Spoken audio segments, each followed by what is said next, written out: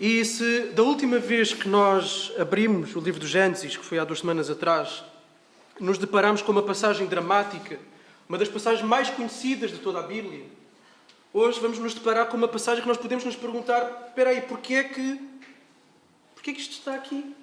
O que é que isto tem de relevante? O que é que isto tem de importante para Moisés ter escrito e colocado isto aqui? O que é que isto tem de importante para Deus ter colocado nas nossas Bíblias até hoje? Mas a verdade, e o apóstolo Paulo diz isso a Timóteo, ele diz: toda a Escritura é divinamente inspirada e proveitosa para ensinar, para repreender, para corrigir, para instruir em justiça, a fim de que o homem de Deus tenha capacidade e pleno preparo para realizar toda a boa obra. Ou nós queremos nisto, ou nós não queremos. Ou todas as passagens bíblicas são úteis para o nosso ensino, para a nossa instrução, para a nossa edificação, para a nossa correção, ou então nós não queremos nisto, ok? Então toda a Bíblia, todos os capítulos, incluindo o capítulo que nós vamos ver hoje, também tem algo para nos ensinar. O capítulo que nós vimos antes, que foi o 22, terminou com uma afirmação, com uma reafirmação das promessas que foram feitas a Abraão, de que Deus abençoaria e multiplicaria a sua descendência, que Abraão teria uma descendência inumerável, incontável, como a areia do mar, como as estrelas do céu, e que esta descendência iria tomar posse da terra prometida, da terra de Canaã, e que através dessa descendência todas as nações, todos os povos da terra seriam abençoados. Okay? Isto é extremamente importante e está ligado ao nosso texto de hoje, em que se nós lermos o nosso texto hoje sem termos isto em consideração, pode passar desapercebido isto aqui. E o que à primeira vista parece um detalhe irrelevante para a grande história que Deus está a fazer, que Deus está a escrever, aquilo que parece um detalhe é, na verdade, mais um passo na história da redenção para a humanidade. Por isso, na nossa vida com Deus, não há detalhes insignificantes. As pequenas coisas do dia-a-dia, as pequenas coisas do ordinário, as pequenas coisas da vida comum, todas elas constroem e constituem aquilo que é o plano e a ação de Deus na nossa vida. Vamos ver hoje no capítulo 23 exatamente isso. E de onde vamos retirar encorajamento, vamos tirar consolo e vamos também tirar exortação para as nossas vidas, para as nossas lutas. Então vamos lá, capítulo 23, versículo 1. Vamos ler todo o capítulo. E diz assim: o tempo de Sara foi de 127 anos. Então morreu em Kiriat Arba, que é Hebron, na terra de Canaã. E Abraão foi lamentar e chorar por ela. Depois disso, Abraão levantou-se, afastou-se do corpo dela e foi falar com os heteus. Sou estrangeiro e peregrino entre vocês. Deem-me o direito de um lugar de sepultura entre vocês, para que eu sepulte a minha falecida, deixando-a ali. E os heteus responderam: ouve-nos, Senhor. Tu és príncipe de Deus entre nós. Faz o sepultamento da tua falecida na nossa melhor sepultura. Nenhum de nós te negará a sua sepultura, para que tu sepultes a tua falecida. Então Abraão levantou-se, inclinando-se diante dos heteus, o povo da terra, disse-lhes: se concordam que eu sepulte a minha falecida, deixando-a aqui, ouçam-me. Intercedam por mim junto a Efron, filho de Zoar, para que ele me conceda a caverna de Macpela, que ele possui na extremidade do seu campo, que me seja concedida pelo devido preço, como propriedade da sepultura no meio de vocês. Efron estava sentado no meio dos heteus. Então, ouvido pelos heteus, isto é, por todos os que entravam pela porta da sua cidade, Efron, o heteu, respondeu a Abraão: não, meu senhor, ouve-me. Eu concedo-te o campo e também a caverna que ele está na presença dos filhos do meu povo. Eu o concedo a ti. Faz o sepultamento da tua falecida. Então Abraão inclinou-se diante do povo da terra e falou a Efron, ouvido pelo povo da terra: se estás de acordo, peço-te que me ouças. Eu pagarei o preço do campo, recebe-o de mim e sepultarei ali a minha falecida. Respondeu Efron a Abraão: meu senhor, ouve-me. O terreno vale 400 siclos de prata. O que é isto entre mim e ti? Portanto, faz o sepultamento da tua falecida. Abraão ouviu Efron e pesou-lhe a prata de que este tinha falado diante dos ouvidos dos heteus, 400 ciclos de prata, moeda corrente entre os mercadores. Assim, o campo de Efron, que estava em Macpela, próximo de Manre, o campo e a caverna que nele estava, e todo o arvoredo que havia nele, em todos os seus limites ao redor, passaram a ser propriedade de Abraão, na presença dos heteus, isto é, de todos os que haviam entrado pela porta da sua cidade. Depois disso, Abrão sepultou a sua mulher Sara na caverna do campo de Macpela, próximo de Manre, que é Hebrom, na terra de Canaã. Assim os hebreus passaram para Abrão o campo e a caverna que estava nele, com propriedade de sepultura. Até aqui. Então, como é que podemos encontrar Jesus nesta passagem? Nós dizemos, eu tenho afirmado várias vezes, que Jesus está em todas as Escrituras. Nós podemos encontrá-lo em todo o lugar. Como podemos encontrar Jesus numa passagem de uma negociação de um terreno? No versículo 1 nós temos descrito o acontecimento que vai contextualizar tudo o que nós vamos ver no capítulo. A ocasião é a morte de Sara. Okay? Sara viveu 127 anos e morreu onde? Morreu na terra de Canaã. A mãe do povo de Israel morreu na sua velhice. E a importância de Sara aqui é destacada como a mãe de Israel, no sentido em que ela é a única mulher da Bíblia em que é descrito o tempo de vida que viveu. A única. 127 anos. Todas as outras descrições do tempo de vida que nós encontramos são de homens. Sara é a única mulher. Abrão lamentou, chorou a morte da sua esposa, mas já além disso ele quis encontrar um túmulo digno para ela. Só que havia um problema. Eles estavam em Canaã e Abrão não tinha propriedade dele para poder sepultar a sua esposa. Não tinha nenhum pedaço de terra. E aquilo que nós vamos ver é que a maior parte da passagem vai incidir exatamente nesta tentativa da aquisição de um terreno para sepultar Sara. O foco não está em que Sara morreu. O foco vai estar no negócio. E depois já há um comentário final no último versículo, ou nos últimos versículos, que é feito, que nos vai dar o tom para aquilo que é o ponto principal da nossa passagem. Mas já vamos chegar lá. Então Abrão vai ter com os heteus, um dos povos de Canaã, e dirige-se aos seus líderes, junto ao portão, porque era no portão da cidade que as decisões principais eram tomadas, era no portão da cidade que os negócios, as transações eram feitas. Okay? Era ali que acontecia, era como se fosse a Câmara Municipal, era como se fosse, sei lá, uma entidade qualquer reguladora oficial do povo. Era na porta, era no portão. Por isso é que nós vemos, por exemplo, em Provérbios 31, quando fala da mulher virtuosa, que diz que o marido dela é reconhecido, tem reputação da cidade, que ele se senta junto dos anciãos do povo, junto do portão da cidade. Então este é um lugar institucional onde estas decisões são tomadas. E Abrão reconhece-se, ele vai dizer, eu sei que eu sou estrangeiro, eu sei que eu sou um peregrino entre vocês.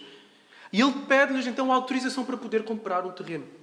E ele tem que pedir autorização exatamente porque ele é estrangeiro, porque ele não é daquela terra, ele não tinha direito a comprar um terreno ali. Imaginem o que era povos à volta chegarem e ir comprando terrenos até o ponto em que outros povos têm mais terreno do que o próprio povo que detinha aqueles terrenos. Então, por uma questão de segurança, por uma questão de soberania da povoação, não podiam andar a vender os terrenos a estrangeiros. E no versículo 5, os heteus respondem reconhecendo que Abrão é um príncipe de Deus. Tu és um príncipe de Deus. E isto demonstra, possivelmente, que Abrão era bem visto junto deles e que Abrão era reconhecido como alguém em quem a mão e o favor e a bênção de Deus estava. E talvez por isso mesmo eles vão se dispor a oferecer ou a emprestar uma das suas sepulturas. Nós emprestamos-te. Vem, sepulta a tua falecida aqui. No entanto, Abrão vai se inclinar diante deles com uma atitude de respeito e não aceita essa cedência, esse empréstimo. Ele sabe aquilo que ele quer, ele sabe o terreno que ele quer comprar, ele sabe e está disposto a pagar por uma propriedade onde possa sepultar a sua esposa. Então ele vai fazer o seguinte, ele vai pedir que o povo interceda junto de um dos proprietários de terreno lá, que é o Efron, para que ele possa vender uma parte específica, onde há uma caverna, onde ele possa sepultar lá dentro a sua esposa.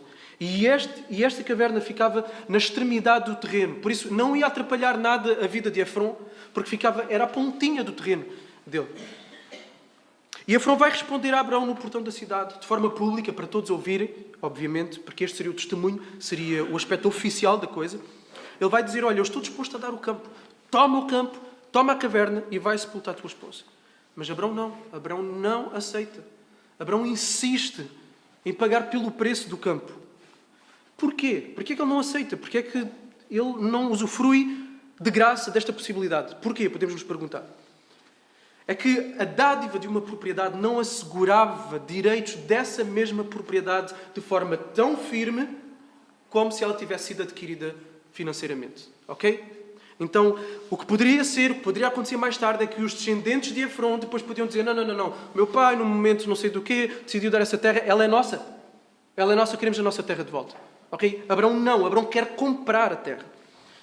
Então, Efron, que é esperto, vai acabar por estabelecer um preço que, na verdade, é inflacionado. Mas ele percebe o desespero, ou percebe o desejo ardente de Abrão em possuir aquela terra para sepultar a sua esposa. Claro que Efron vai dizer, 400 ciclos de prata, o que é isso entre mim e ti? Não é? É possível que para Abrão, que foi abençoado por Deus, mesmo nas suas posses, não fosse nada. Ok? Mas ainda assim era um preço, na altura, inflacionado. David, anos mais tarde, vai pagar muito menos por um terreno, vai pagar 80, aqui são 400. Então o preço está inflacionado. Abrão sabia disso, mas Abrão tinha posses. E nós vamos vendo, temos visto pelo longo percurso que temos feito em Gênesis, que Abrão tinha posses.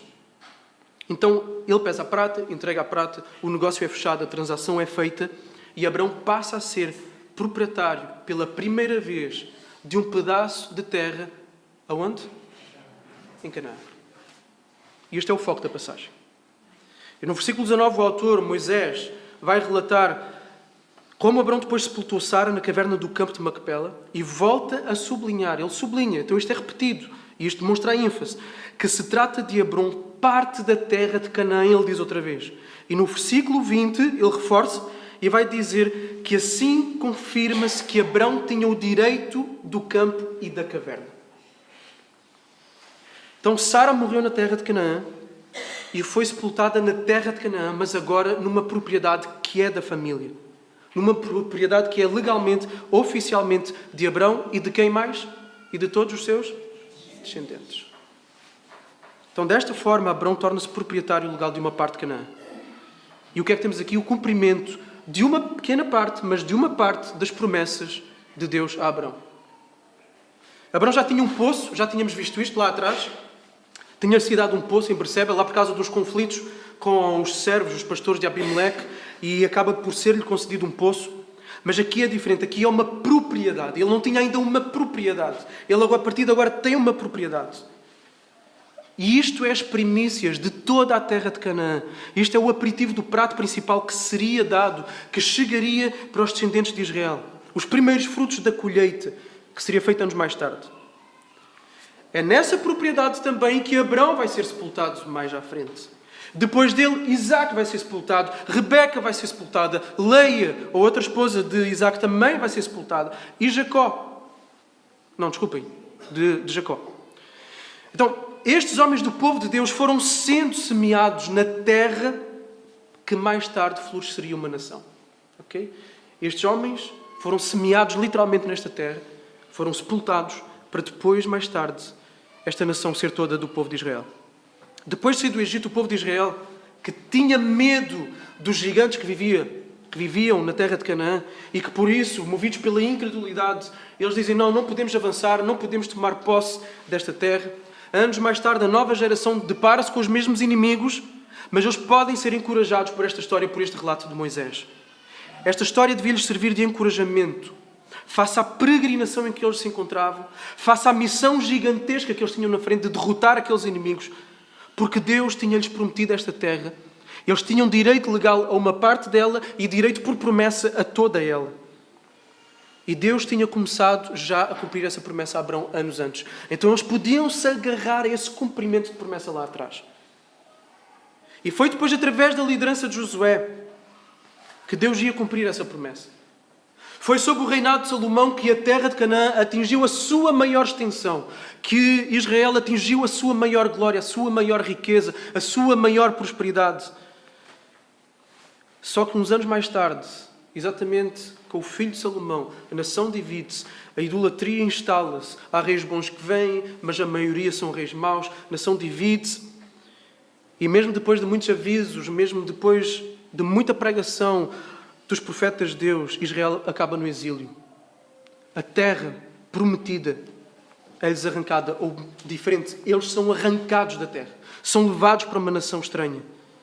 Só que lá, na nação da Babilónia, o coração de Israel, o coração de cada israelita continuava a bater na esperança de um dia voltar para a terra. E a promessa de Deus de que o povo retornaria à terra cumpre-se, cumpriu-se, mas não a restauração do Éden. O jardim, o paraíso, o lugar perfeito, onde não mais há pecado, não mais há sofrimento, não mais há idolatria, não mais há dor, não mais há morte. Esse ainda não. Mas a terra de Canaã seria o berço de onde viria aquele que poderia trazer a restauração desse jardim.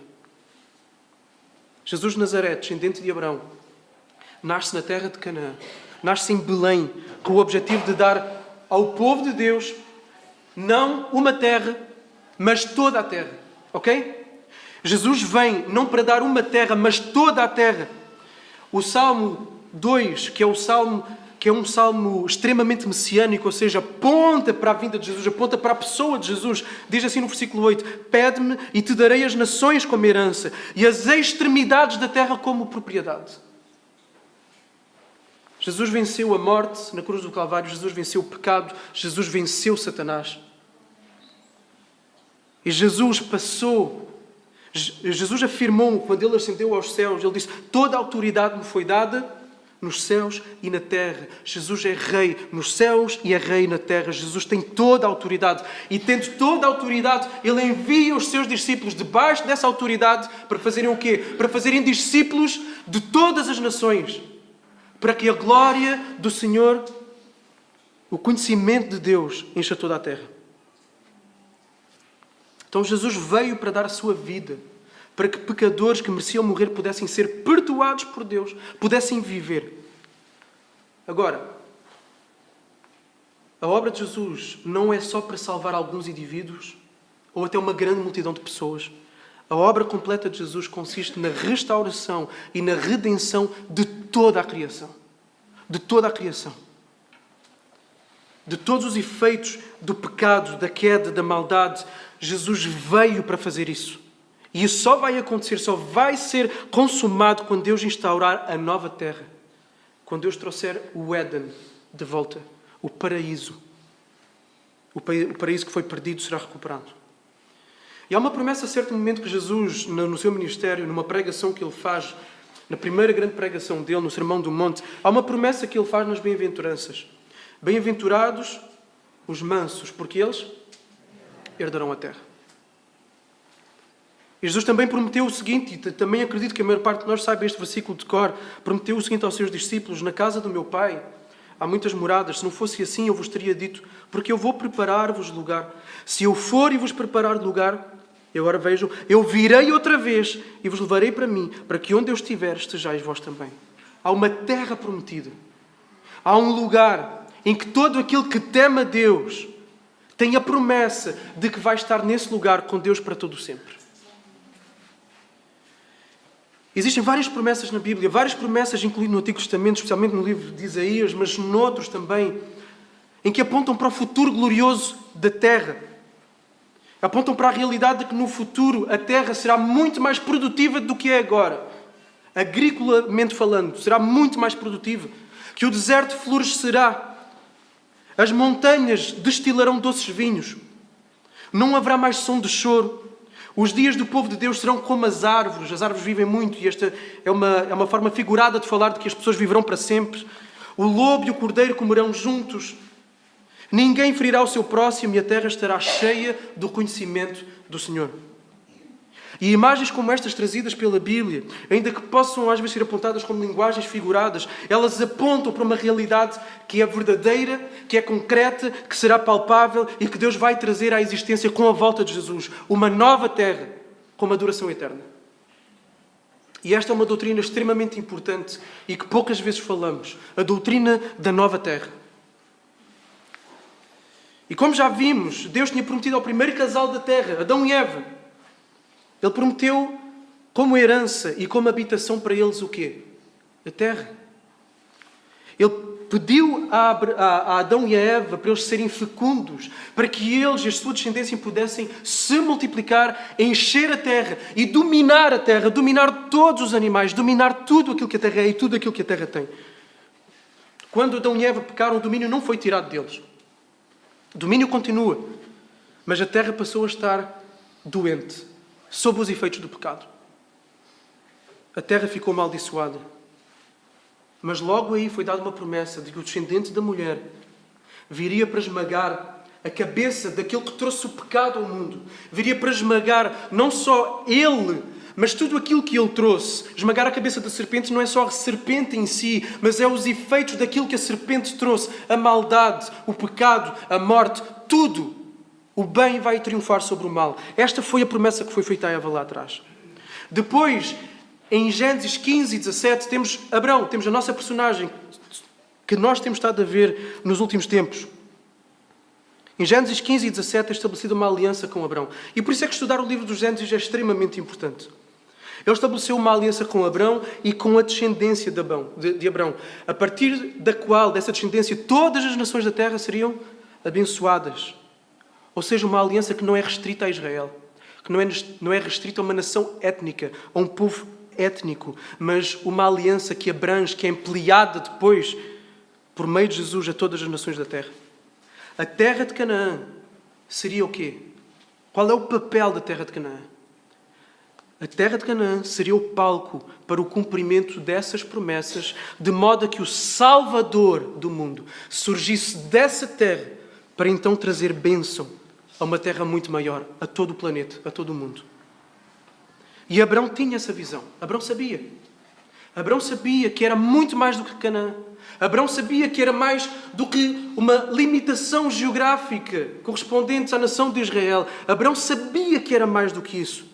Ele esperava o advento da nova terra como o verdadeiro cumprimento daquilo que lhe tinha sido prometido. Aquilo que lhe tinha sido prometido a Canaã é uma figura, é uma sombra de algo muito maior e muito mais ampliado.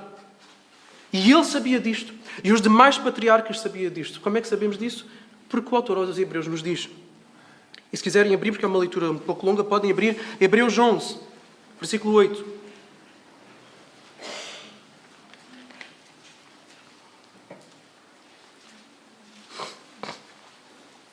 Hebreus 11, 8.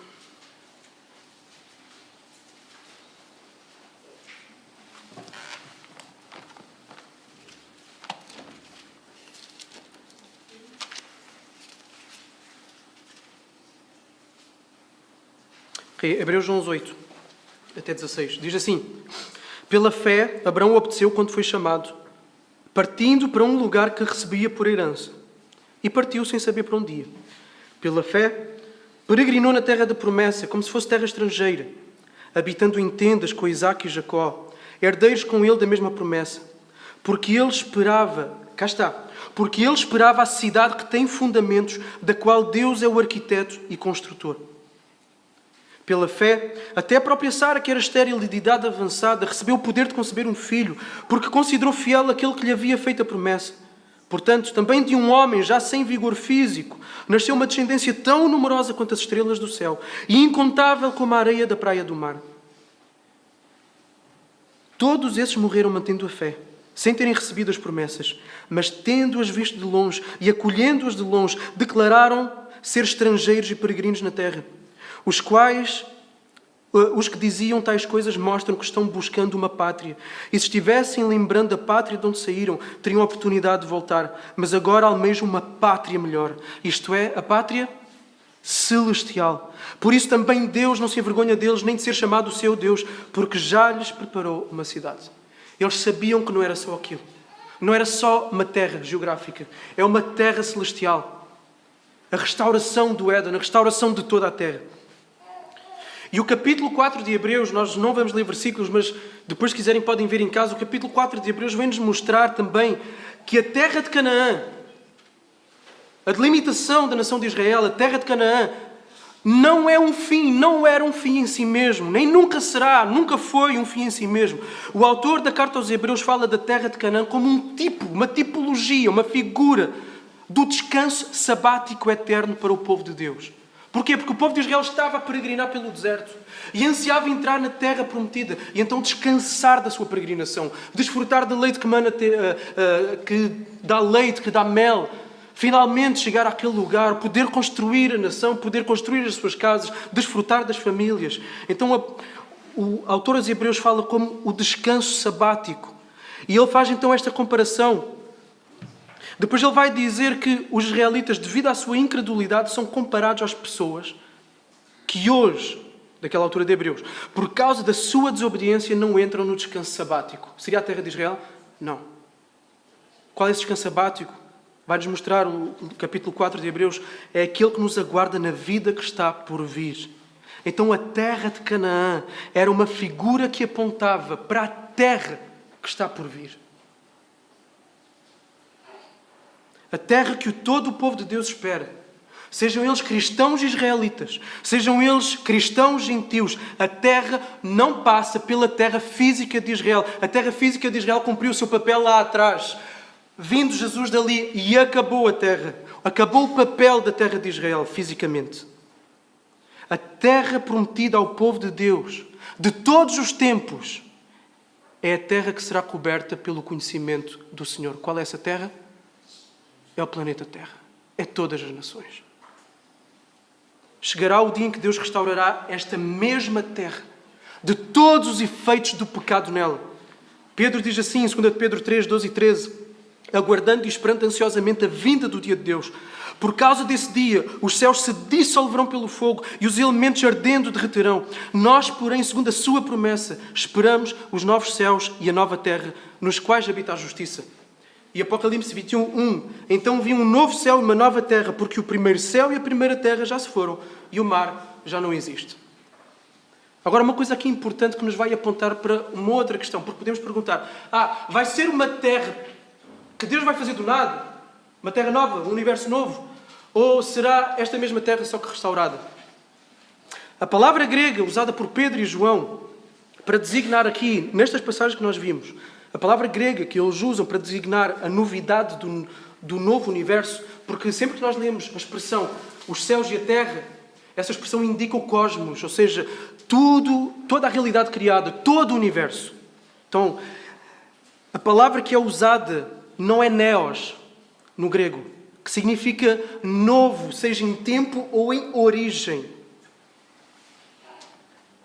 A palavra que é usada é kainos, que significa novo em natureza, novo em qualidade, ou seja, é como se fosse um universo que ressurge de novo bem feito. Sabem aquelas coisas antigas que nós temos em casa e depois mandamos arranjar? E depois o que é que nós dizemos? Parece novo. É isso. É esse o sentido do texto. É esse o sentido grego das palavras.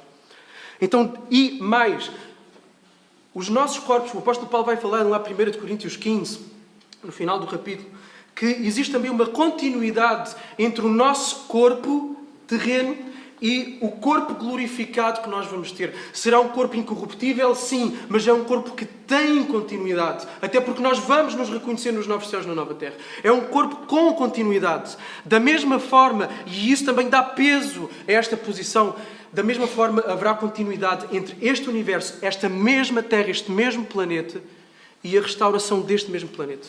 Uma continuidade entre os dois. E é nessa linha também que vai uma das afirmações de Pedro no seu sermão em Atos 3. Ele diz assim: arrependam-se, convertam-se, para que os vossos pecados sejam apagados, de modo que da presença do Senhor venham tempos de refrigério. E Ele envia o Cristo, que já vos foi predeterminado, Jesus. É necessário que o céu o receba até ao tempo da restauração de todas as coisas, sobre as quais Deus falou pela boca dos seus santos profetas desde o início. Então, quando Jesus voltar, diz Pedro, vai-se dar o quê? A restauração de toda a criação. É a restauração, é restaurar. O que é que nós fazemos com o edifício antigo? Nós restauramos. O que é que fazemos com uma coisa que está estragada? Vamos tentar consertá-la e restaurá-la. E mais, há mais coisas que apontam para aí. Paulo vai falar de um anseio que não só está nos filhos de Deus, pela restauração de todas as coisas, mas um anseio que habita dentro também do quê? Dentro da própria natureza. A natureza geme, a natureza clama pela restauração. Paulo diz assim: porque a criação aguarda ansiosamente a revelação dos filhos de Deus. Porque a criação ficou sujeita à inutilidade, não pela sua vontade, mas por causa daquele que a sujeitou, na esperança de que também a própria criação seja libertada do cativeiro da degeneração para a liberdade da glória dos filhos de Deus. Então a criação vai ser libertada. Ela clama. Tudo o que é pecaminoso, tudo o que é imperfeito nesta terra vai ser removido. Pelo que o cristão deve ansiar, deve desejar, deve ter esta expectativa constante do retorno de de Jesus. Deve dizer Maranata, como acaba Apocalipse. Maranata significa vem, Senhor Jesus. Deve ansiar esta nova terra.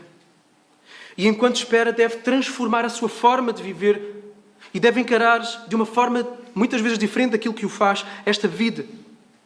Tanto que Pedro, depois de falar dos novos céus, da nova terra, do que vai acontecer, a exortação que Pedro faz, aquilo que advém daí é esta. Por isso, amados, enquanto aguardam estas coisas da restauração de tudo, esforcem-se para que vocês sejam achados em paz por Ele, Jesus, imaculados e irrepreensíveis.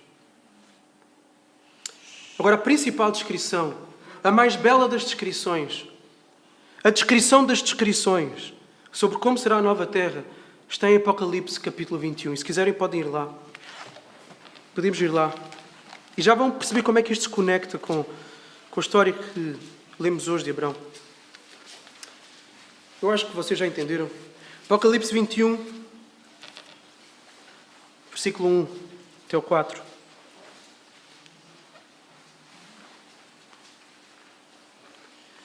Então vi um novo céu e uma nova terra, porque o primeiro céu e a primeira terra já se foram, e o mar já não existe.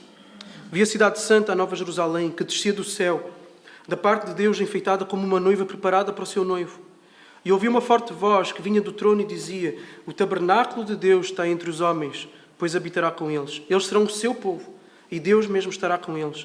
Ele lhes enxugará dos olhos toda a lágrima, e não haverá mais morte, nem pranto, nem lamento, nem dor, porque as primeiras coisas já passaram até aqui.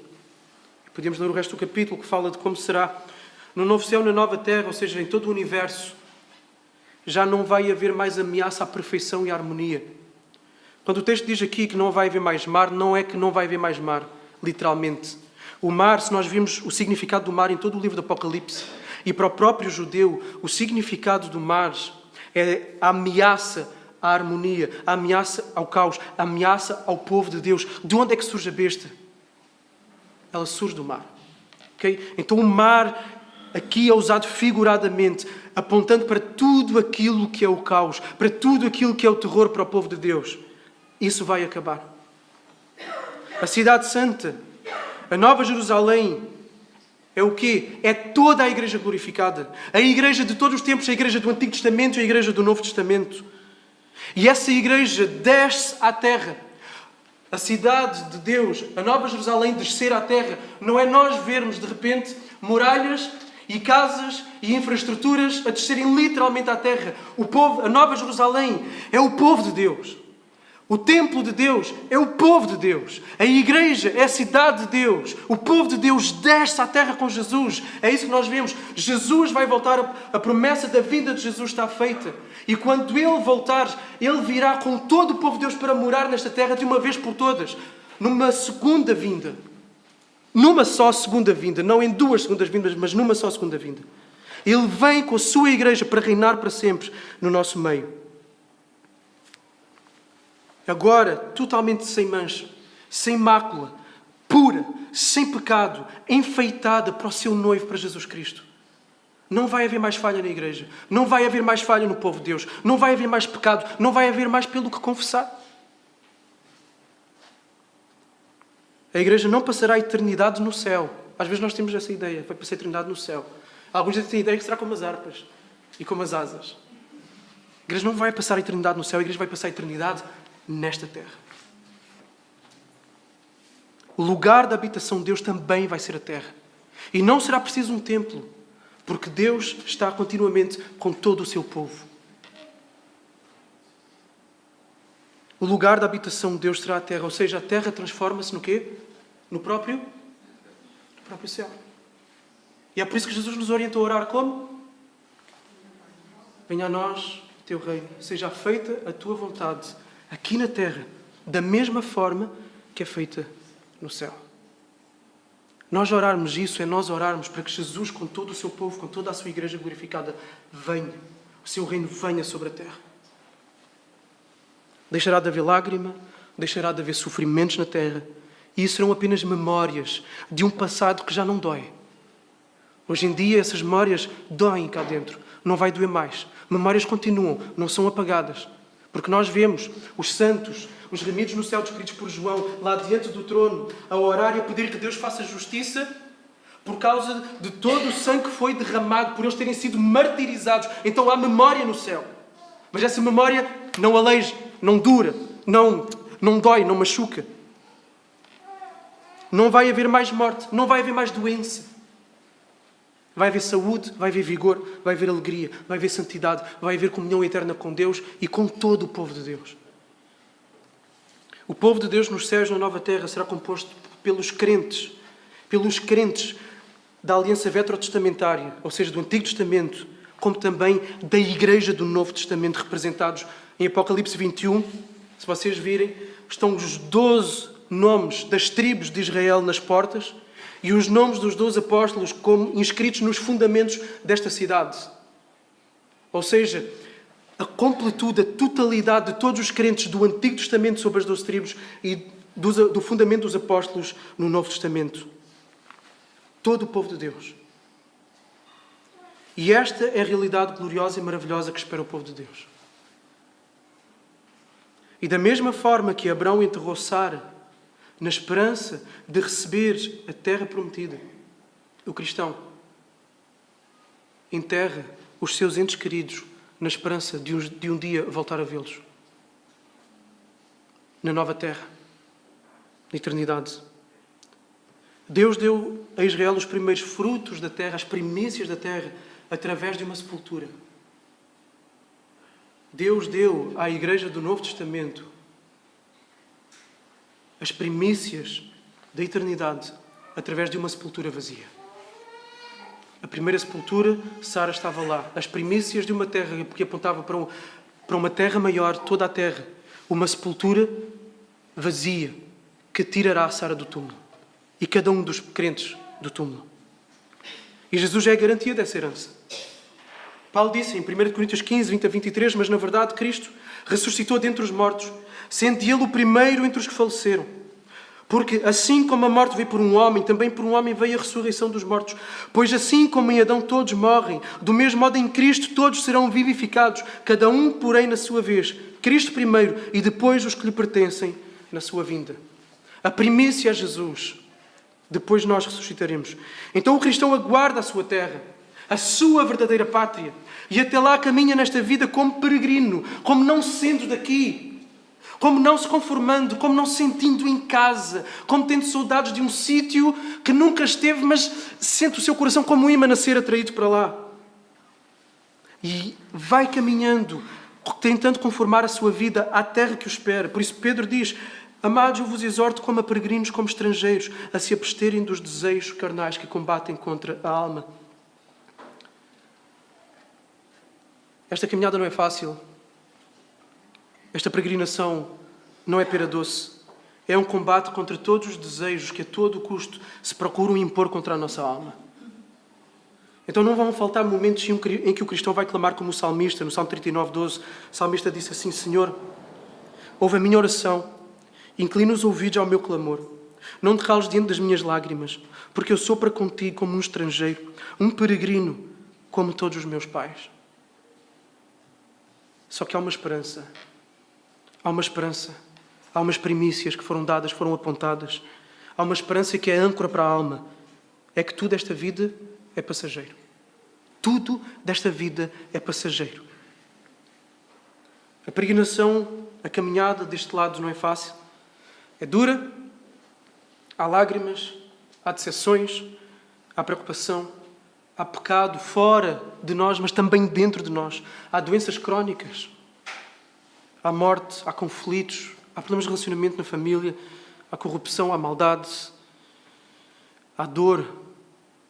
E a dado momento, nessa caminhada, nessa peregrinação, parece que tudo fica pesado demais e difícil. Parece que tudo é doloroso demais, cansativo demais e que já chega.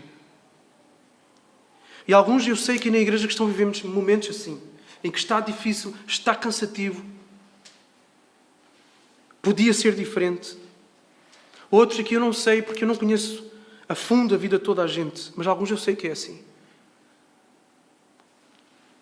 Então esses momentos, se por um lado, esses momentos de dor, de dificuldade, de cerco, cerco de circunstâncias, cerco de Satanás, cerco da nossa própria natureza, que parece que às vezes se levanta com tudo como nunca se levantou. Esses momentos de cerco, se por um lado trazem dor e lágrimas, por outro lado eles são um lembrete forte de que tudo aquilo que nós vivemos aqui não é tudo o que existe. Há muito mais do que aquilo que nós vemos e nos movemos aqui. Há muito mais. Para aqueles de nós que somos cristãos, é especialmente nessas horas que bate no peito a saudade de um lugar onde a gente nunca esteve, mas que parece que somos de lá e não estamos bem aqui. É nessas horas que bate mais forte. E esse lugar é uma casa. É uma casa que Jesus disse que ia preparar um lugar. Há uma casa da qual nós pertencemos e que não é esta. E temos saudades dela, sim. No entanto, há outros momentos em que nos esquecemos também que somos peregrinos. Ok? Esquecemos-nos. Vivemos agarrados às coisas daqui. Distraímos-nos daquilo que de facto importa. E pode ser por vários motivos. Pode ser porque almejamos bens materiais, pode ser porque almejamos um estilo de vida, pode ser porque almejamos aquela casa de que queremos comprar, aquele carro que nós queremos ter, aquela promoção na carreira. A ponto de nos esquecermos de investir naquilo que vai além desta vida. Não quer dizer que nós não possamos investir nessas coisas, o ponto não está aí. O ponto está quando nós investimos mais nisso do que naquilo que de facto importa. Quando entregamos mais aos nossos sonhos, aos nossos projetos, do que aquilo que de facto importa. E o que é que importa mais do que tudo? A nossa própria alma e a alma daqueles que estão à nossa volta. E, em primeiro lugar, daqueles que estão sob a nossa responsabilidade. Nosso cônjuge, nossos filhos, nossos familiares, nossos irmãos em Cristo, as pessoas perdidas à nossa volta. Este mundo está doente. Acho que não precisamos de elaborar muito em cima disso. Acho que todos nós conseguimos chegar a essa conclusão com muita facilidade. E essa doença chama-se pecado. E há alturas em que essa doença parece mais um cancro avassalador e assustador que até entra dentro das nossas próprias casas, das nossas famílias, do nosso casamento, dos nossos filhos. E às vezes até na igreja. A sociedade está doente. E cada vez mais o pecado está a permear toda a sociedade. Nós vemos como a maldade está a avançar cada vez mais, com princípios e valores que antigamente eram invioláveis, que toda a gente os tinha, mesmo não sendo crentes, hoje em dia já são colocados em causa. Tudo virá do avesso. Mas sabem uma coisa? O que é estranho é que nós às vezes nos surpreendemos com isso. Parece que ficamos surpreendidos com aquilo que está a ficar do avesso, mas não devíamos de ficar. Não devíamos de ficar. Porquê? Porque o mundo jaz no maligno. E não é no sentido em que sabemos que as coisas têm que piorar. O ponto não é esse. O ponto é que o mundo jaz no maligno. E sim, há um sentido sim, em que o mal, em que o pecado, em que aquilo que está fora do lugar deve nos constranger, deve nos fazer ter repulsa, deve nos fazer não ficar bem. Porquê? Porque nós sabemos o que é o bom, o que é ser fiel, nós sabemos quais são os valores de Deus, sabemos o que é a vida com Deus. Então sim, há um sentido em que a injustiça nos deve colocar aversão, deve nos colocar estranheza. Mas por outro lado, isso jamais nos deve paralisar. Ah, o mal está lá fora, vamos fechar aqui dentro. Se nos paralisa é porque, embora saibamos muitas coisas da qual a Bíblia fala, nós temos investido as nossas fichas aqui. Se formos surpreendidos com o mal que está à nossa volta, com a corrupção na política, com todo o clima económico, social, político, que avança cada vez mais no sentido oposto àquilo que é os valores da vida, que é a equidade, que é o direito individual. Se nós, ao olharmos para isso, ficamos surpreendidos e paralisados e tristes e agoniados, é porque se calhar andamos a investir mais a nossa ficha na vida aqui. O nosso maior apego deve ser o mesmo de Abraão e de cada um dos heróis da fé. A cidade celestial. A cidade dos homens tem dias. E na cidade dos homens há dias bons e há dias maus. E mesmo nos dias bons continua a haver maldade. O pecado permeia tudo. Agora o nosso olhar deve ir além da cidade dos homens, deve ir para a cidade de Deus. Podemos contemplar as coisas imediatas, sim. Devemos nos instalar nesta realidade, sim. Não é para nos fecharmos num mosteiro, é para nós vivermos instalados na realidade aqui, nós respondermos às demandas, mas ao mesmo tempo os nossos olhos devem ter um campo de visão muito mais alargado, muito mais à frente, uma outra pátria, um outro lugar. Devemos olhar de forma constante para a consumação do reino de Cristo, para a nova terra, a restauração de todas as coisas, para o próprio Jesus. Tudo mais passa, vai passar. Os resultados das eleições passam. Os corruptos no governo passam. Os ditadores que entram em guerra passam. O dinheiro que é roubado, os impostos de uma forma criminosa que são aplicados sobre a população passam. Tudo passa. Isso vai passar. As coisas desta vida vão passar. E no fim, o que vai contar, sabes o que é? É a tua alma diante de Deus. És tu e Deus. Tu e o teu Salvador. Tu e o amado da tua alma. Tu e o Senhor do Universo. E nem sequer é a tua esposa, o teu marido. Não são os teus filhos. Não são os teus amigos. Não são as pessoas que estão sentadas do teu lado da igreja. No fim, és tu e Jesus. És tu e Jesus. E sim, devemos investir nas pessoas que eu mencionei aqui, no cônjuge, nos filhos, nas pessoas da igreja, nas pessoas com quem nós nos cruzamos, devemos investir sim, até porque nós demonstramos que amamos Jesus e que temos uma vida com Ele e diante dEle e para Ele, na medida em que nós amamos e vivemos em prol e pelos que estão à nossa volta sob a nossa responsabilidade. Porque quem diz que ama a Deus que não vê, mas não ama o irmão a quem vê, mente. Fala o apóstolo João. Mas os nossos cônjuges, os nossos filhos, as pessoas da nossa igreja estão nas mãos do Deus Todo-Soberano. E eles vão responder por eles próprios. A mãe não vai responder pelos filhos. O marido não vai responder pela esposa no sentido de prestar contas por aquilo que fez. Mas, no final, cada um vai responder diante de Deus, por si. Deus pode te usar na vida dessas pessoas e vai usar. E isto não é uma chamada a um desleixo. Nós devemos batalhar pela alma daqueles que estão à nossa volta. Mas o fazermos isso é um enquadramento da nossa vida dedicada a Deus, eu e Deus. Então, nesse sentido, se tu estás aqui nesta manhã e tu ainda não rendeste a tua vida a Jesus, se Jesus para ti não é Deus completo, Deus que comanda, que governa a tua vida, sabe que a descrição que foi feita aqui de um futuro maravilhoso, glorioso, é só para aqueles que se percebem insuficientes, pecadores, incapazes. Se eu te disser aqui nesta manhã, tu que sabes e que não vives para Deus, se eu te disser aqui nesta manhã, olha, sai daqui e ama a Deus 24 horas por dia, 7 dias por semana, com toda a intensidade, com toda a integridade, da mesma forma o tempo inteiro, e ama as pessoas que estão à tua volta, ou seja, cuida delas, em tudo o que fazes para elas, na tua melhor motivação. Abandona a preguiça, o conformismo. Vai, ajuda, ama as pessoas que estão à tua volta como a ti mesmo. Faz isso 24 horas por dia, 7 dias por semana, durante todo o resto da tua vida. Será que tu consegues fazer isso? Não. Como é que seria a sociedade se todos fossem assim? Perfeita. É assim que será. Mas não é. E não é porquê? Não é por causa do pecado. E se tu olhares para dentro de ti próprio, tu vais chegar a essa conclusão. O momento em que eu mais feri as outras pessoas foi por causa do meu pecado. Os momentos em que eu fui ferido pelos outros foi por causa do pecado dos outros. E talvez uma mistura de pecado meu também. Todo o sofrimento, toda a dor vem do pecado. E o pecado faz-te estar longe de Deus. Porquê? Porque Deus é o oposto de toda a maldade. Deus é bom. Deus é santo. Deus é fiel. Deus é justo. Deus é amoroso. Deus é misericordioso. E por isso Deus não pode compactuar e fechar os olhos a tudo aquilo que é o oposto daquilo que Ele é. Aquilo que é bom, o oposto daquilo que é fiel, aquilo que é justo, aquilo que é misericordioso. Da mesma forma que um juiz no tribunal não pode fechar os olhos àquilo que é contrário àquilo que ele está ali a fazer, que é a aplicação da justiça. Tudo o que é injusto deve ser condenado. Então Deus vai condenar um dia. De forma justa.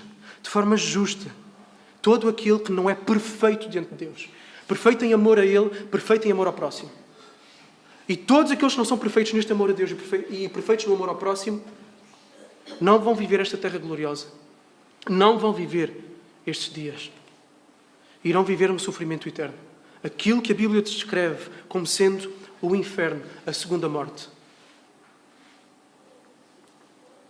Então esta manhã é uma oportunidade de tu renderes a tua vida a Jesus. De tu colocares a tua vida diante dele e de pedires, Jesus, salva-me. Eu sei que eu sou insuficiente. Eu sei que a minha vida está aqui parada, está estagnada. E eu sei que há algo mais. Vem a mim, Jesus, nesta manhã. A todos aqueles de nós, nesta manhã, a todos aqueles que de nós nesta manhã olham para os diferentes cenários em que nos encontramos, desde o social, político, corrupção, guerra, incerteza económica, não sabemos como vai ser o próximo ano, o medo quanto ao futuro, as dificuldades do relacionamento, seja os que forem, casamento, família, filhos, amigos, o desespero do luto, a presença de uma doença, a saudade de quem já partiu. Todos nós devemos nos lembrar, esta vida, isto aqui, não é tudo. Isto não é tudo. Ai de nós se fosse.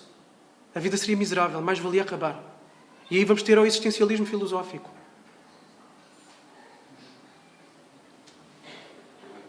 Um dia o sofrimento vai acabar.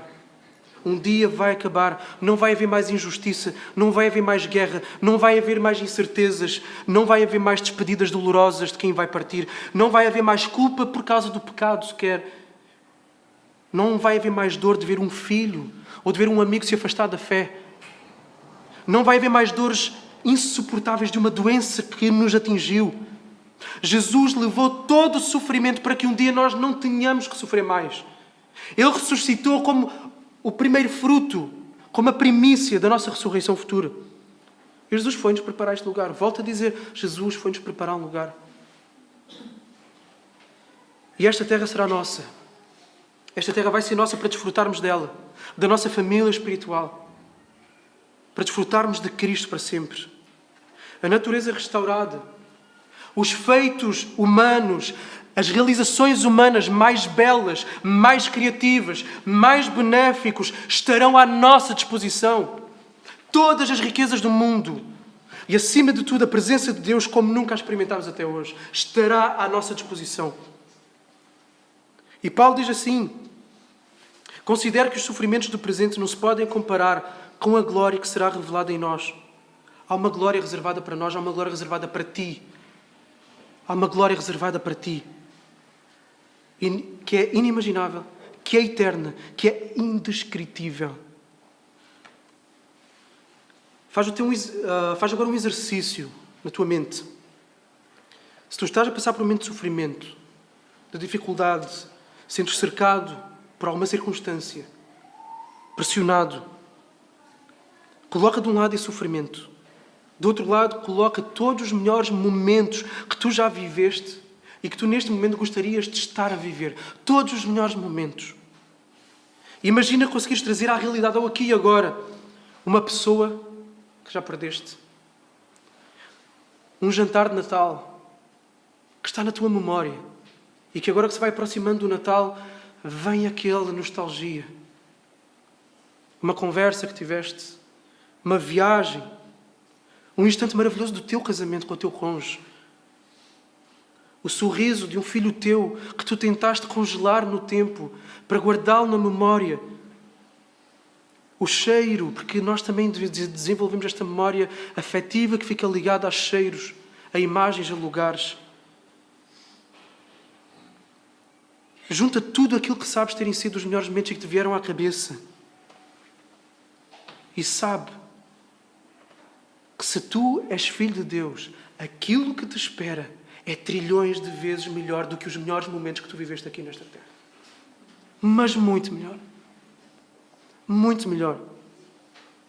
As pessoas que tu sepultaste aqui, que amavam a Deus, tu vais te encontrar com elas novamente. Vais abraçá-las. Vais adorar Jesus juntamente com elas. A doença que te incapacitou e que se calhar te está a incapacitar e que te pode até levar desta vida, na eternidade vai ser uma memória. Os melhores momentos que viveste até hoje e que não consegues trazer de volta são como nada, são como um grão de areia na balança da eternidade que vem em peso de glória. São como nada. A alegria, a paz, a realização, a plenitude que tu vais experimentar na eternidade não tem nada a ver com os melhores momentos que tu já passaste nesta vida. E não sou eu que te digo, é a Bíblia que o diz, é Deus que te diz. Então, se por um lado nós devemos ser gratos pelos melhores momentos que temos nesta vida, e devemos, porque eles sempre são mais do que aquilo que merecemos, e temos que lembrar disto, os melhores momentos que temos aqui nesta vida são sempre muito mais do que aquilo que nós merecemos. Ao mesmo tempo, são também muitas vezes um oásis que tantas vezes surgem nesta vida que é um deserto. Ao mesmo tempo devemos estar conscientes que toda esta felicidade nesta vida está sujeita a um fim, como cantava o cantor brasileiro Tom João Pinho. Tristeza não tem fim. Felicidade, sim. Muitas vezes a felicidade está sujeita a um fim. E muitas vezes um fim que abre um buraco insuportável no peito. Podemos ter muita coisa boa, mas um dia as perdas vão chegar. E ainda que tenhamos a melhor das atitudes, no sentido de foi bom enquanto tive, obrigado Jesus porque tu me deste, ao mesmo tempo não dá para não ter o desejo que aquilo permanecesse, que aquilo continuasse, que aquilo nunca tivesse cessado. Tudo aqui é como erva. Hoje cresce, amanhã murcha, desaparece. Por isso, se um lado nós devemos nos encorajar com aquilo que nos aguarda na eternidade, porque é muito melhor e é para sempre. Por outro, há uma outra exortação que vem com isto. Devemos investir naquilo que fica além desta existência. O que ficará no fim é a alma do teu filho, não é o curso que ele tirou na universidade. Não é a casa que ele conseguiu comprar por causa do dinheiro que tudo o que tu promoveste lhe deu. O teu investimento tem de estar a ensinar a Bíblia ao teu filho. Demonstrar com o teu exemplo o que é uma vida de amor a Deus. Que o teu filho, um dia depois de tu morreres, possa dizer: minha mãe, meu pai, mesmo no meio dos seus defeitos, era uma pessoa que amava a Deus, que se derramava diante de Deus. O resto é conversa. O resto desaparece. O resto a vida leva. O teu investimento deve estar na luta contra o pecado mais do que na tecnologia que tu compras, ou na casa que estás quase a comprar, ou no negócio que estás a investir. E às vezes gastamos tantas horas nisso. E quantas horas abrimos a Bíblia para nos vermos como um espelho e para vermos os braços abertos de Jesus para a nossa restauração e transformação. A tua vida de igreja, a vida da igreja, a vida uns com os outros, deve ser uma das marcas principais da tua agenda. Deve ser a vida da igreja. O estares com os irmãos, o servires os irmãos, porque tu vais estar com eles toda a eternidade. Tu não vais estar com a tua conta bancária na eternidade. Vais estar com os teus irmãos na eternidade. E há tantas coisas nas quais nós investimos aqui que não vão estar na eternidade. E ainda assim, pumba, nós investimos. O ponto não é não investir. O ponto é em detrimento do quê? E tantas vezes sacrificamos aquilo que é o principal. Família e igreja. O teu evangelismo deve ser um dos desafios. Sim, porque evangelizar é um desafio. Daniel falou no sentido de quem gosta de evangelizar. Não, ninguém gosta de evangelizar, por favor. Quem é que aqui vai todo feliz da vida evangelizar alguém? Só se naquele dia o Espírito Santo desceu assim, paf, naquela pessoa, apetece-me evangelizar. Não, a nossa carne luta contra isso. Bate a vergonha, bate o medo, e o que o outro vai pensar. Mas eu não sei falar, mas eu não sei dizer, eu não vou saber explicar. E se a pessoa colocar objeções? Não! Ninguém acorda. Eu quero evangelizar. O que tem que haver é um senso de obediência ao mandamento que foi dado para todo o cristão. Vão e façam discípulos de todas as nações. É um senso de obediência. E aquilo que nós queremos dar na próxima sexta-feira é recursos. É matar alguns dos monstros que nós carregamos na nossa cabeça. É tirar algumas coisas que nós achamos que é evangelismo, que não é. O nosso testemunho pessoal não é evangelismo. Aquilo que Deus fez na minha vida não é evangelismo. Evangelismo é apresentar o Evangelho. Aquilo que Deus fez na minha vida dá credibilidade ao Evangelho. Mas não é o Evangelho. Ok? Então há coisas que precisam de ser trabalhadas. Ferramentas. Como é que eu começo uma conversa? Qual é o percurso que eu faço? O que é que eu digo? Então vamos falar disso na sexta-feira. Mas só que nós encaramos outros desafios na vida com muito mais coragem, com muito mais ousadia do que este grande desafio, porque eu creio que é um desafio para mim, para ti, para todos nós, que é evangelizar. Mas os outros desafios nós encaramos. Este aqui, nós encolhemos-nos, acobardamos-nos, embananamos-nos. Mas o que mais conta é que a alma daquela pessoa que está no trabalho connosco é eterna. E tantos desafios nos quais nós nos superamos, e que hoje fala-se muito no coaching, do superar. Mas aquilo que fica de facto é a alma da pessoa que está contigo no trabalho. E ela vai estar com Deus ou vai estar no inferno para sempre. Se a nossa pátria é celestial, então façamos dos nossos principais esforços, dos nossos principais investimentos, tudo aquilo que não é meramente desta vida, mas sim tudo aquilo que é celestial. Isto faz sentido? Acho que faz. Precisamos da graça e da misericórdia de Deus para viver isto aqui. Precisamos muito do Espírito de Deus para viver isto aqui. Precisamos muito nos auto-negarmos para vivermos isto aqui.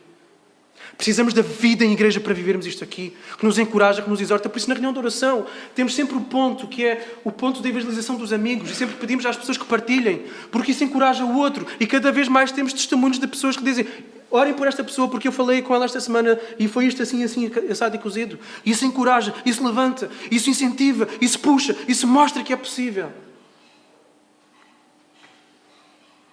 Se tu e eu somos filhos de Deus, esta terra vai ser para sempre a nossa casa. Toda ela restaurada, sem qualquer defeito do pecado nela, cheia da glória do Senhor. Esta terra cheia de amor, de beleza e harmonia, criatividade, tudo aquilo que nenhum partido político pode oferecer jamais aqui. Parece mentira que um dia será assim, porque aquilo que nós temos visto nesta terra é o contrário. Mas a verdade é que Jesus vai voltar. Ele vai descer dos céus com o seu povo para fazer desta terra o céu onde nós vamos morar para sempre. Ainda que muitos se achem donos desta terra, porque há quem se ache dono desta terra. Ainda que muitos elaborem agendas secretas, sei lá, sobre nações e procurem instigar aquele político, outro político, etc, etc, na economia, nas guerras, enfim, no que for, eles são vapor, a terra não é deles. A terra não é deles, a terra é de Cristo. E sendo de Cristo, a terra é nossa. Porque com Cristo, Cristo reinará. Mas a Bíblia também diz que com Cristo nós reinaremos. Nesta terra. Por isso pode vir o político que quiser, pode vir o ditador que quiser. Fala para a mão, minha mão vira outras costas. Porque eu vou reinar nesta terra com Jesus. A terra é minha. A nossa vida em igreja, aquilo que nós vivemos aqui, e eu fecho com isto. A nossa vida em igreja é uma antevisão, é uma amostra, é o trailer, é o aperitivo da vida completamente restaurada diante de Deus, dos outros, nesta terra. A vida em igreja, uma igreja que vive de uma forma saudável, que não é uma igreja perfeita, mas é uma igreja que caminha de forma saudável, é uma antevisão do céu na terra, é uma antevisão daquilo que vai ser para sempre. Por isso é que o que há de belo de se ver que quando começa a haver comunhão genuína entre pessoas, uma comunhão cristã, uma comunhão saudável, é que o desejo dessas pessoas é estarem continuamente umas com as outras, já não é? Estamos aqui na reunião de oração na terça-feira à noite, já estamos a combinar o que é que vamos fazer na quinta-feira de manhã às 7 da manhã. Vamos para o café comer umas bifanas. E depois o que é que vamos estar no sábado? E a vida de igreja é isto, é o desejo de estarmos uns com os outros, porque nessa comunhão está a antevisão daquilo que será a eternidade. Não somos perfeitos, não somos, volto a sublinhar isso. Agora, nem todos na igreja vamos nos dar com todos, nem todos vão ser parte íntima de um grupo, mas todos têm que ter alguém com quem têm intimidade e caminham de perto. Todos. Então a nossa igreja é uma antevisão. A nossa igreja é uma antevisão no sentido em que quem reina aqui, porque Jesus já reina no meio do seu povo. Jesus reina nesta terra, no meio do seu povo e junto dos redimidos lá no céu. Sabem qual é o cetro de Jesus sobre a igreja, sobre o povo de Deus? A palavra de Deus. A igreja reunir-se aqui em torno do cetro de Deus, a igreja estar a dizer, Jesus diz que nós fazemos. Então, o estarmos em igreja, a vida em igreja, é uma antevisão do reinado de Cristo nesta terra.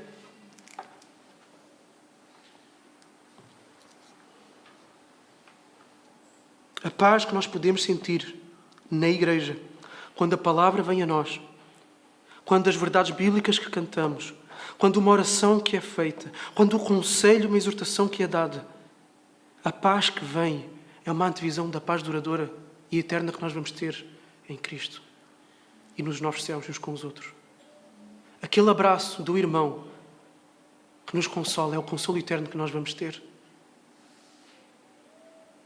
Tudo aquilo de bom que nós podemos viver aqui na igreja, em igreja, é tudo, todas as áreas da vida da igreja. É uma antecipação daquilo que será os novos céus e a nova terra.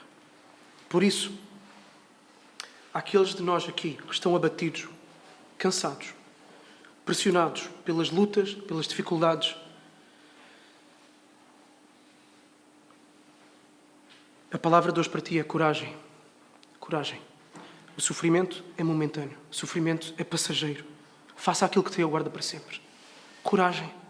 Recebe esta palavra de Deus hoje. Tem coragem, meu filho. Tem bom ânimo. Levanta-te, continua, persevera. Aos distraídos, àqueles que estão enfeitiçados pelas coisas desta vida, a palavra de hoje é: volta a olhar para Jesus. Volta a investir naquilo que importa. Jesus, o seu reino, aquilo que fica para a eternidade.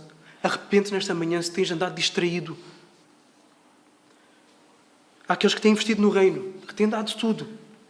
Claro, sim, sempre podem dar mais, mas têm dado no seu relacionamento com Deus, no seu relacionamento com os outros. Continuem. Esse é o caminho. Essa é a trilha que tu deves continuar. Porquê? Porque essa é a trilha da tua alegria. Essa é a trilha do teu propósito. Essa é a trilha da tua paz. Essa é a trilha que te enche de esperança. Essa é a trilha que te traz propósito para a vida mais do que qualquer outra coisa que faças na vida. Essa é a trilha. Porquê? Porque essa é a antevisão do céu. Continua nessa antevisão do céu, porque é nesse lugar que tu encontras e vives num oásis no meio deste mundo que é um deserto. Continua a investir no reino. Se tens pensado em desistir do ministério, continua a desistir. Se não tens estado envolvido em servir ou aqui e ali, vai e obedece a Deus. Deus tem chamado, obedece nesta manhã. A vida do investimento no reino é o maior investimento que nós podemos fazer. E há aqueles que não são cristãos e estão aqui nesta manhã. Hoje, mais uma vez, agora, tens aqui mais uma porta de misericórdia aberta diante de ti. Considera hoje estas palavras como sendo aquelas mais importantes que tu já ouviste até aqui. Mais do que o sim da tua esposa ou do teu marido. Estas são as palavras mais importantes, as palavras do Evangelho. As palavras de que os teus pecados podem ser perdoados e que em Jesus tu podes ser reconciliado com Deus, ser tornado filho de Deus e teres esta promessa desta herança eterna. Então olha para aquele que deixou o túmulo vazio, que venceu o pecado e a morte. A primícia desta nova terra para esta terra toda que nós teremos. Vamos orar. Jesus, obrigado pela tua palavra. Obrigado porque tudo aquilo que nós vivemos não é isto. Ou não é só isto. Há muito mais. E daquilo de bom que temos vivido em igreja, há em muito maior quantidade e de uma forma perfeita. E Jesus, a nossa oração, em primeiro lugar aqui como igreja, como Ação Bíblica de Faro, reunida neste local, como membros do teu corpo, a nossa oração é que sejamos cada vez mais uma antevisão daquilo que é a vida nos novos céus, na nova terra. Ajuda-nos a melhorar onde precisamos, ajuda-nos a deixar aquilo que temos que deixar, ajuda-nos a envolvermos na vida uns dos outros. Mas mais, Jesus, ajuda-nos não só a vivermos fechados para nós, mas ajuda-nos a ir atrás daqueles que foram elegidos pelo Pai desde a eternidade e que tu nos queres dar o privilégio de nós pregarmos a eles e vermos eles renderem-se aos teus pés, Senhor Jesus, e vermos a expansão do teu reino, que um dia habitará esta terra para sempre. Jesus, ajuda-nos a evangelizar. Ajuda-nos a vencer a nossa carne, nossa preguiça, nosso medo. Senhor Jesus, eu peço-te, Pai, nesta manhã, para aqueles que ainda não são teus. Está aqui alguém nesta manhã que ainda não é teu, Jesus. Faz aquilo que só tu podes fazer, que eu não posso. Que é convencer do pecado, convencer que tu és justo, convencer que um dia vai haver um juízo, mas que Jesus já veio na cruz para levar esse juízo. Jesus, dá a fé, dá o arrependimento a essa pessoa no nome de Jesus. Dá a fé e dá o arrependimento. Que hoje haja salvação. E Jesus, já que eles estão cansados e abatidos, e há aqueles que um dia também estarão, porque chega a todos. Jesus, ajuda-nos a lembrar que isto aqui é uma passagem, é uma peregrinação, e algo muito maior e muito melhor nos espera. E que diante de todo o mal que nós vemos à nossa volta, da injustiça, da incerteza, Senhor, tudo passará. E quem estará aqui a viver a vida abundante seremos nós, a tua igreja, para todo o sempre. Obrigado. Então guarda-nos, Senhor. Assim te pedimos. nome de Jesus, amém.